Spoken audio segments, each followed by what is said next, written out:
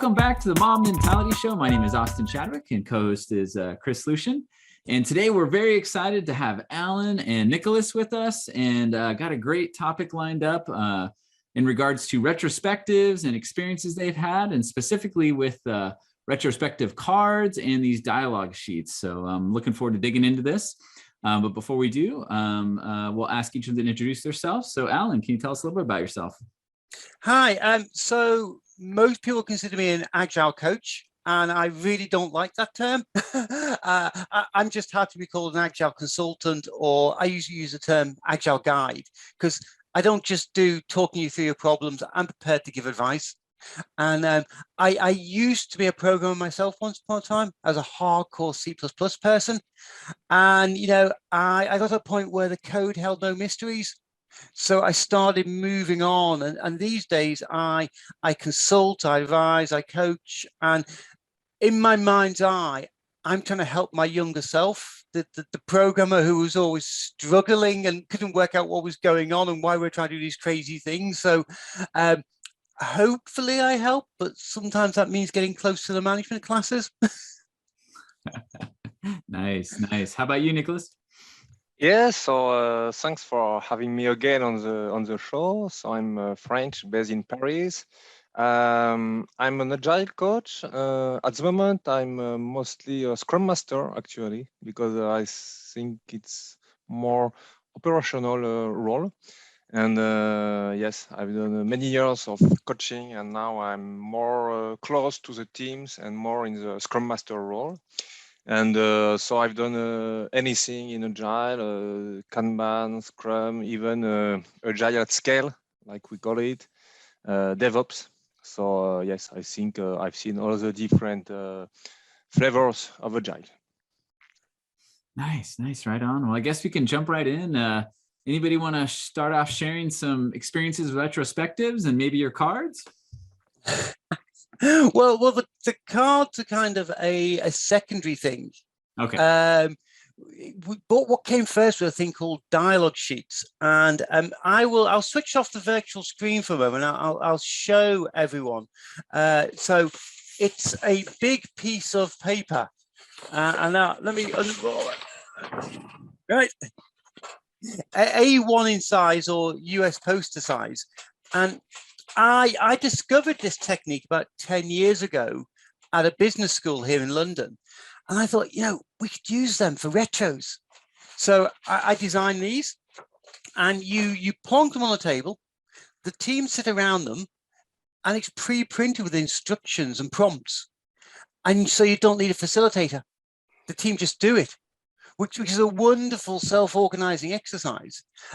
If as a coach or a Scrum Master, you can get involved, or you can sit back and just observe, and watching the dynamics is fantastic.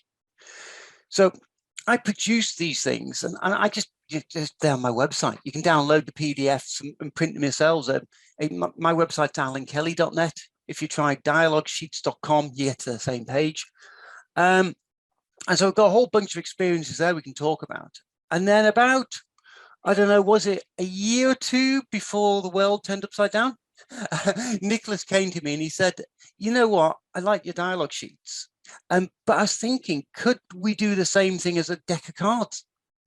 And so we set about producing a deck of cards that does exactly the same thing and same questions. And we took a very MVP approach to it. Nicolas mocked them up and printed them out in PowerPoint or something, and then we liked it, and we got a graphic designer who works with me on books, and he did them as graphic designs, and we played around with them, and we tested them with some teams, and then we printed some up, you know, and we started selling them. And then the pandemic hit and nobody bought any for a while. But yeah, now people are going back to in-person retrospectives. We're starting to see the sales come through. The sheets you can download, you just have to print for yourself. The cards are pretty fancy. We've thought about letting people download the PDFs, but you know, they're a pack of cards. They don't print very well. So that's the backstory on them. Yeah. Nice. So what led to the creation of either the sheets or the cards? Maybe we'll start with the sheets.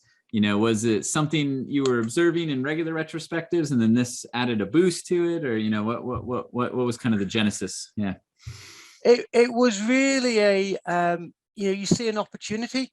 You're not quite sure why you're doing it, but you see the opportunity to do something could be cool. And I tested them with a few teams, and people are so enthusiastic about them that there's something. It's like Monopoly. I mean, there's something jovial, playful about having a really big sheet of paper. And then other people who tried them, I started getting these reports back. And one of the consistent findings is that people who are normally quiet on a team, people who don't normally say very much, they get to speak on these retrospectives because there's a bit of time where they get to be the facilitator, because you rotate facilitation around. And if you want a self-organizing team, isn't it a bit odd that there's one person who isn't in the retrospective? And if it's your scrum master who always runs the retrospective, isn't it a bit odd that the scrum master's never part of the retro, and the person who's there to observe and think doesn't get to have a voice? And these sheets solve that kind of problem. And so it didn't start as there's a problem, here's a solution. It began as, hey, there's something we could do here. What will happen if we did that? And it's just kind of snowballed. We've got a few stories like that. Nice. Yeah. And then what was your encounter with them, Nicholas? When did you start using them, and what did you see? Actually, it started some years ago when I decided to translate the dialogue sheets in French, because you must have the dialogue sheet in the language of the team. In France, you cannot use English so easily, so I had to translate it. It was better, and then people liked it because the dialogue sheets, so each person will facilitate the retrospective for each stage of the retro, and it's based on the 5 stages from Esther Jerby and Diana Larsen. So gather the fact, these kind of things, and it follows very precisely those different stages. So when you use it and the team use this technique, he really learns how to do a good retrospective with really following the different steps. So it's important because sometimes I noticed mainly in many retrospective formats, you jump directly to what was good, what was bad. Here, we really have the stage of gather the facts. So what happened? We don't say it was good or it was bad, but everybody tries to remember what happened during the sprint, just something neutral. And then we ask, in all those events that happened, what was positive, what was negative? And you will have the discussion between the different team members. Some will say, oh, it was when this happened, it was very bad for me. And another person will say, yes, but it was an opportunity for me to learn something. So you will discuss if it was really something positive or negative. And so there is really a team discussion around the retrospective and the dialogue sheets. So I found it very interesting. And then, I was asked to facilitate a retrospective. So I decided to use this dialogue sheet. And I thought, yes, but perhaps it would be just easier to have just the cards printed instead of the dialogue sheet. And then, yes, I used it with the team. And people like to have this card game. I think the thing which is interesting is that whether it is dialogue sheets or card, it looks like a game, So it's different than doing a speedboat or something like this. They say, oh, what is it? It's a game. And yes, even the more introverts will play the game and will facilitate. And so each time I used it, everybody accepted to do the facilitation. And so it was always, yes, a success. And we have the quotes. You didn't talk about the quotes, Allan. No, you go on. I mentioned them at the end. I said we created them later, but yeah, sometimes people can take a card and read the quote that is on the card, because you have some cards where there is only a quote, and it will people will say, will read it, and yes, sometimes some people will say, oh yes, it's interesting because in this sprint, yes, something happened and it reminds me of the quote that you read, or yes, it can provoke some side discussions, actually, some more thoughts. So I like this kind of spicing up the retrospective with the quotes. On the sheets, they're kind of around the edges, and these quotes which hopefully are both humorous and inspiring. So we've got one from Marie Curie: "Nothing in life is to be feared; it is only to be understood. Now is the time to understand more, so we may fear less." Which for me is perfect for a retrospective. Yeah, and we've got a whole bunch of them, and one of my it's a great thing I love doing, sourcing new quotes for the sheets and other things. I kind of vary them occasionally. The challenge in my life is trying to find quotes by females, by women, and I've even if you look at Wiki Quote, which is where I get a lot of them from, it's biased towards men. And although I've made efforts to get more quotes by women in there, it is an uphill struggle. So I apologize to all the women out there for not having more quotes by women. It's just the world has not captured so many of the great things that half our population say, but I'm trying to address it. Yeah. So in the exercise, I guess what changes between being the dialogue sheet and the cards? You know, how does the dynamic shift? Are people using sticky notes now to capture things? You know, or so on the sheet, or how? Yeah, on the sheets, the idea is that you write all over the sheets. You can get them laminated if you want, but the idea is you write all over the sheet. So you all sit there with a pen or a Sharpie. And you very much go in the order of the people sitting around the table. With the cards, you're going to need some stickies, or at least a big sheet of paper to make notes on. And we deal the cards out. And even if you didn't shuffle them to start off with, over time, the deck will get shuffled. Mm-hmm. And the idea is you start at card 1 and then you go to card 2, and whoever's holding card 1 reads it out. And what is card 1? Card 1, remind always, all of them start by reminding us of Norm Kerth's prime directive. You know, everyone did their best. We're not here to blame. Everyone did their best. So whether you're using cards or sheet, we start off by reminding ourselves of that. And then whoever's on 2, and with the cards, it could be anyone wherever they're sitting. Yeah. With the sheets, it's going to be the order in. And then the idea is people write down the thoughts as they're coming to them on the sheet or on a sticky. And we get you to create a timeline. And the quotes on the sheet, they're just there to see and people read them out. On the cards, they're dealt out. So we just say, whenever you feel as if a quote is useful, meaningful, read out the quote that you've been dealt. Yeah, that's great. So how, are the same number of cards in the deck as there are positions around the dialogue sheet, or is it looked like you had more cards there? It's slightly different. Yeah, we changed it slightly towards the end. Okay.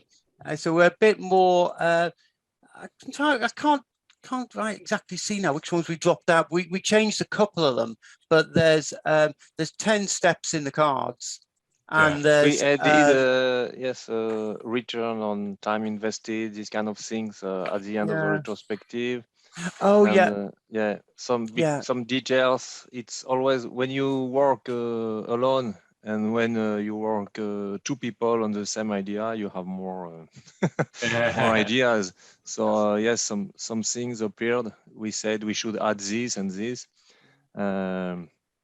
So yes, I think there was more discussion when we tried to do the cards, because the dialogue sheets are really the thing that Allan did itself.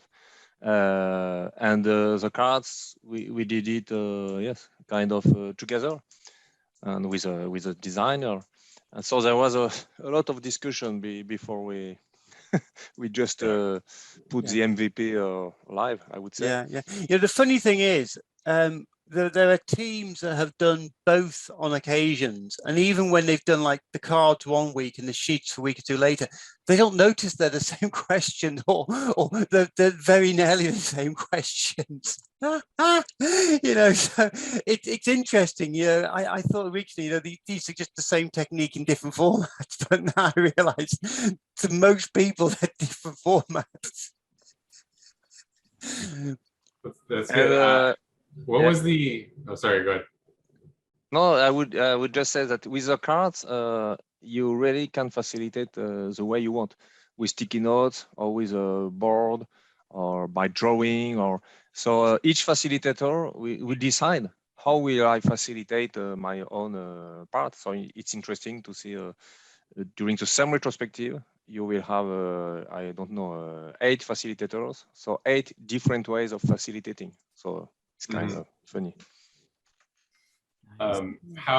So what outcomes have you seen for teams that have never done this before, or maybe had the, taking one person out to facilitate versus this, I guess what was the positive side effect about taking the facilitator out of it, or moving distributing? I guess it's distributing the facilitation across the whole team, right?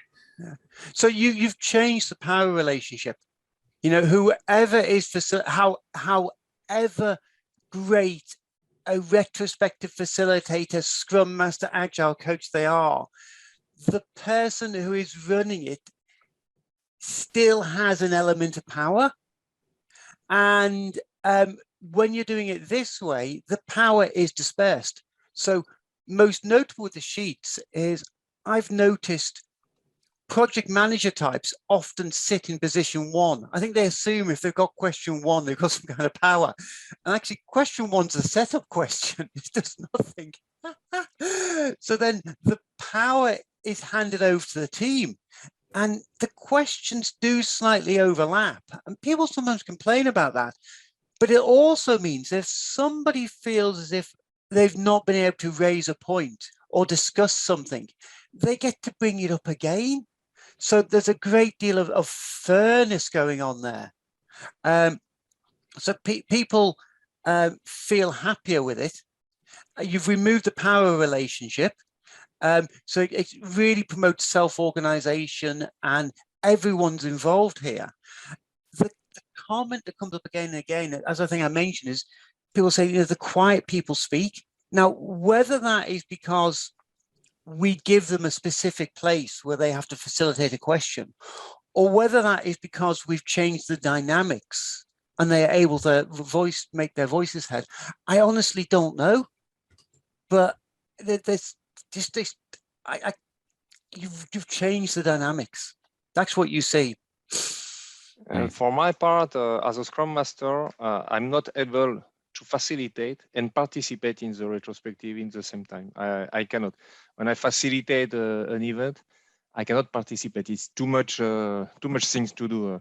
And so with the cards, it's different because you don't facilitate from the beginning until the end. So you can participate and facilitate. So it's easier. Nice. And so one I guess a couple practical questions come to mind for me. So I got out one of your dialogue sheets and I'm walking through it. And so I'm reading step 4. It says create a timeline for the sprint. And then the next one is, what do you consider the greatest successes of the sprint? And so let's say that person reads that successes prompt.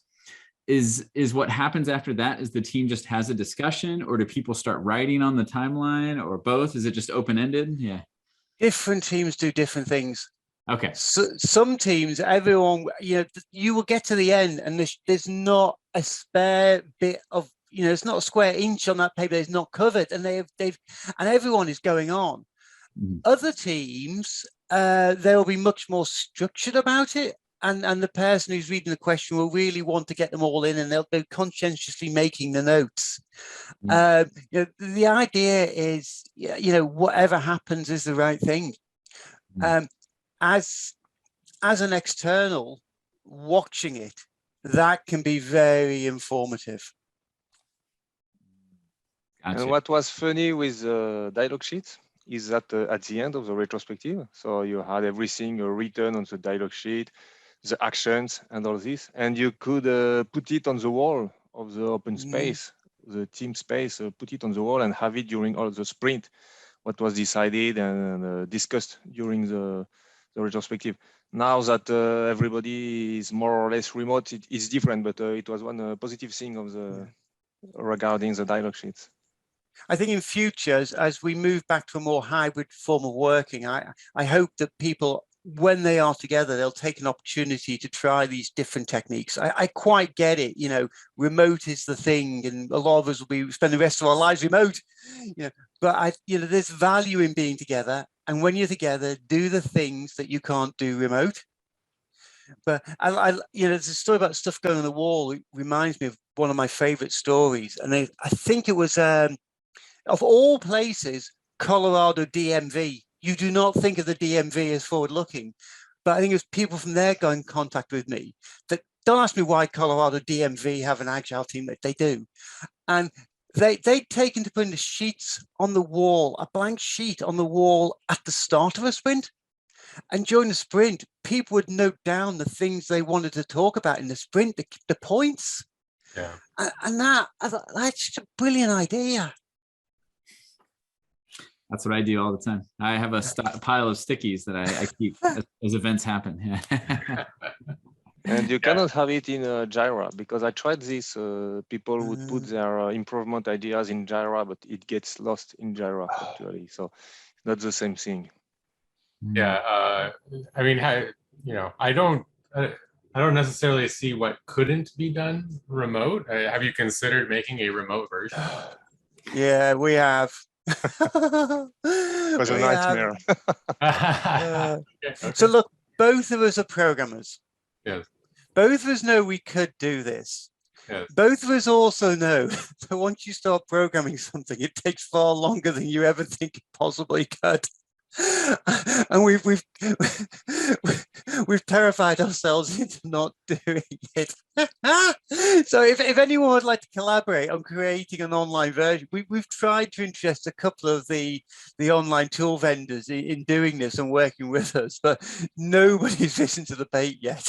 Yeah. We both have to have day jobs and make money, you know.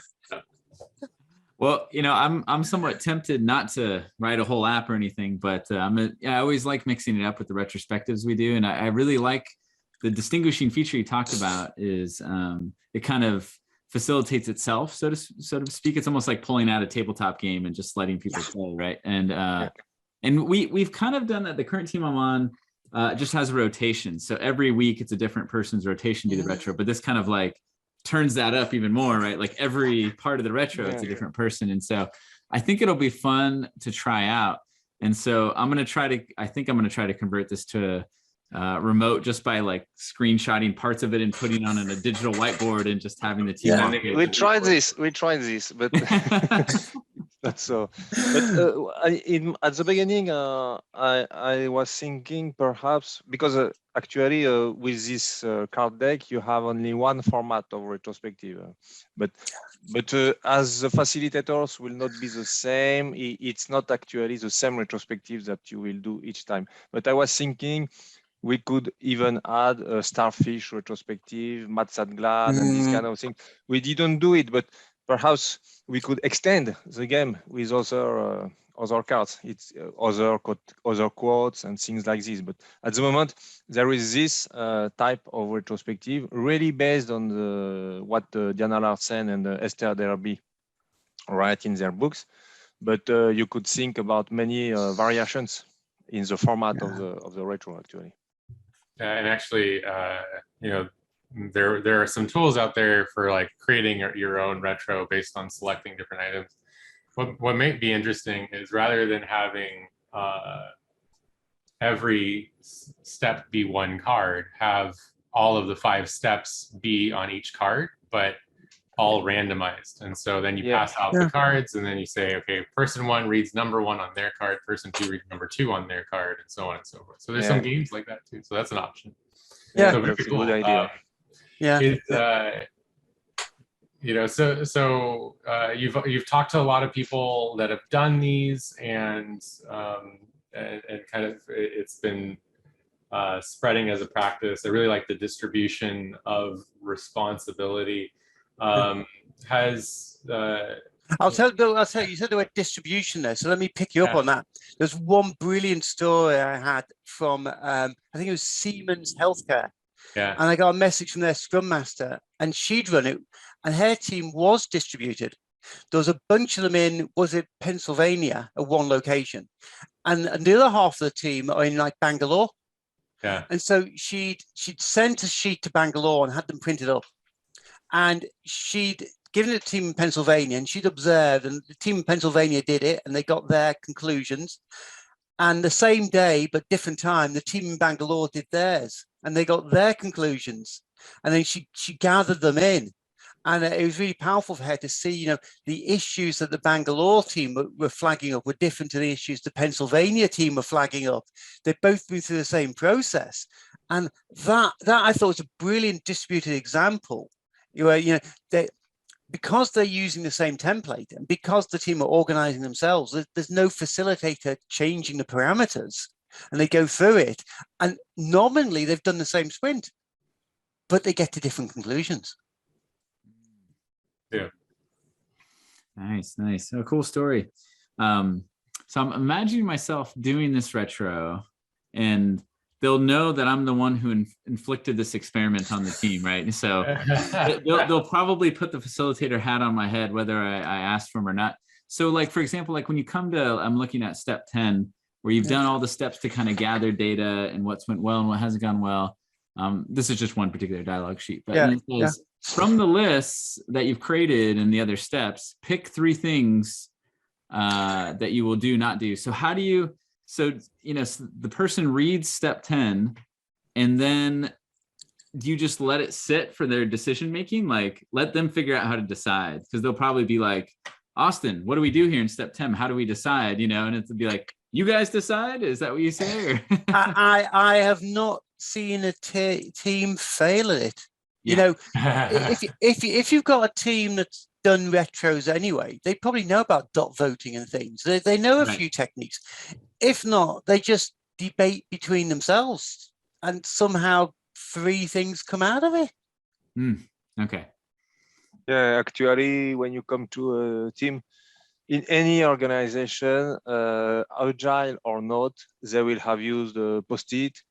They will have seen a coach somewhere making them do some strange things. So there is no problem of people saying, okay, we'll just discuss, or we will use post-it. So, and we could even imagine that they could have their card game and do it on Miro or another electronic tool, for instance.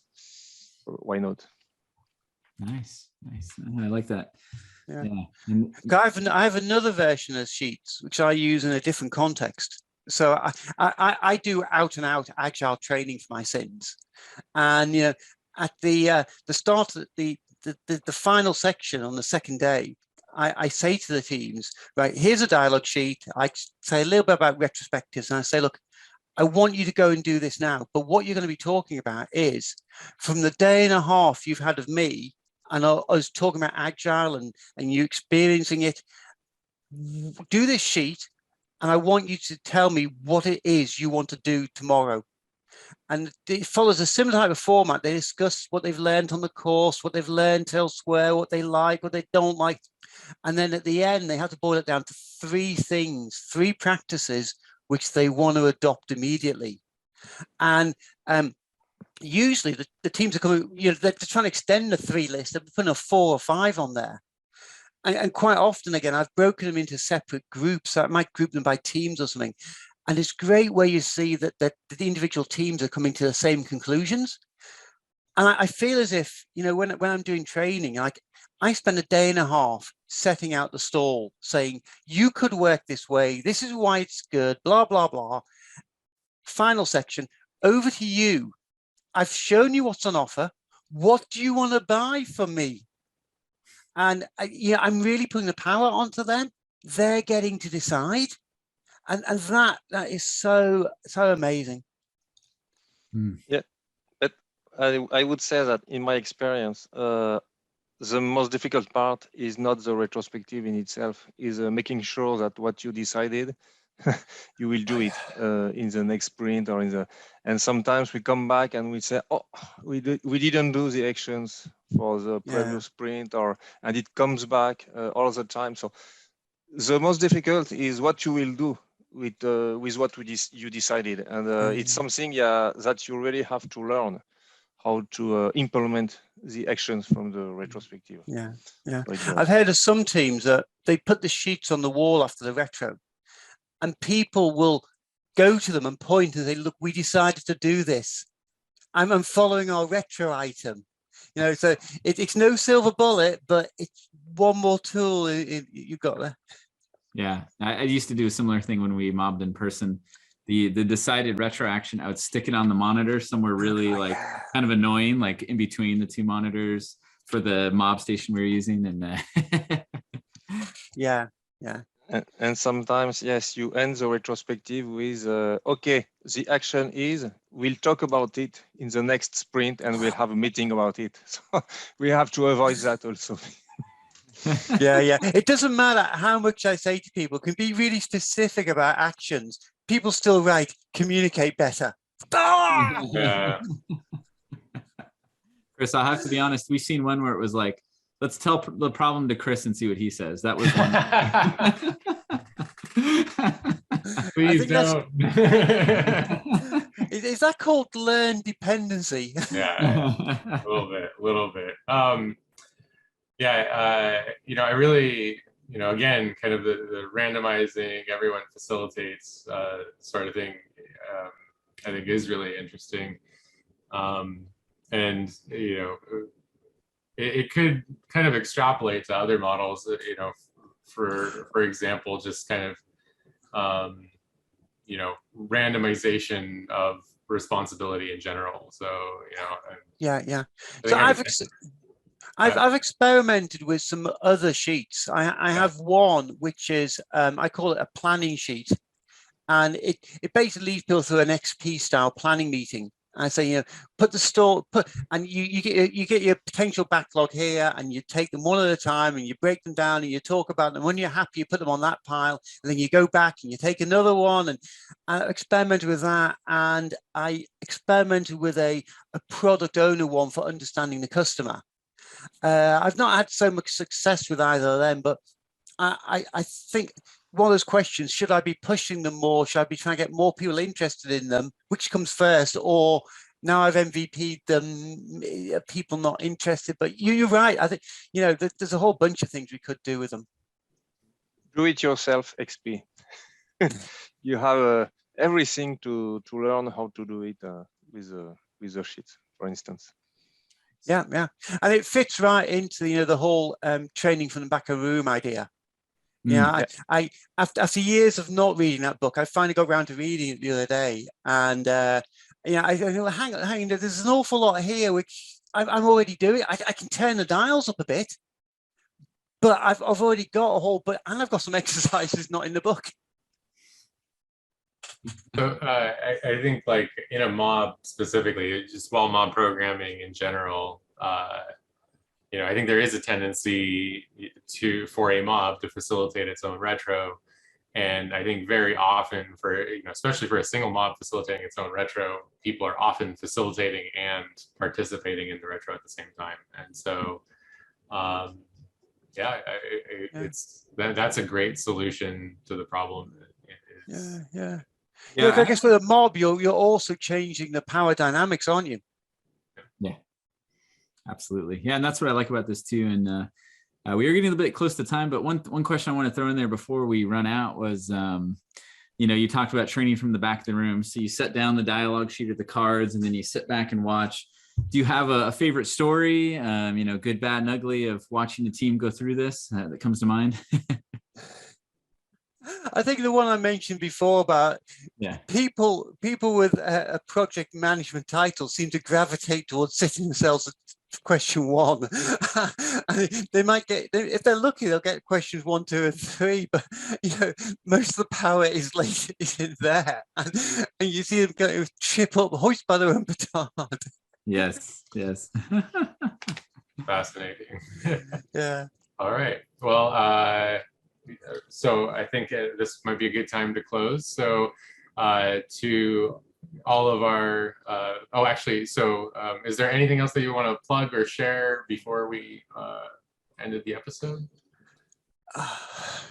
I should plug my books. I write books, so if you go to Amazon and type in Alan Kelly, you'll find my books. The one that's selling at the moment is my OKRs book, OKRs and Agile. Although perhaps my favorite is my Zampan book. Oh, there you go. Just see on the virtual thing. And you've heard about Scrumban. Yeah. This is Zampan. An X and a P. This is my Kanban XP hybrid. So I'll plug my books on. And if anyone on the visual, you can see this wonderful picture behind me. This conference, Agile on the Beach. It's on a beach in the UK every July. So come on down. Love it. All right. And Nicolas, anything that you want to plug or share? Nothing more than the other time. I think we will share where you can buy the cards on Agile Stationery, for instance. Yeah. And Agile Station are now distributing them. Sorry, Nicolas. Okay. Yeah, our partner. But we don't do it for money. We just do it for the community. Yeah. It's a passion, and we are happy if people want to use it and give us their feedback, for instance. Awesome. Great. Well, to our viewers who maybe you facilitated a retrospective that you wanted to participate in recently and weren't able to, or maybe you know somebody in that situation, then you might want to share this episode with them. And, if you haven't yet, like and subscribe and hit the notification bell and all that. And thank you for joining us, and we'll see you all next time. Bye, everybody. Thank you.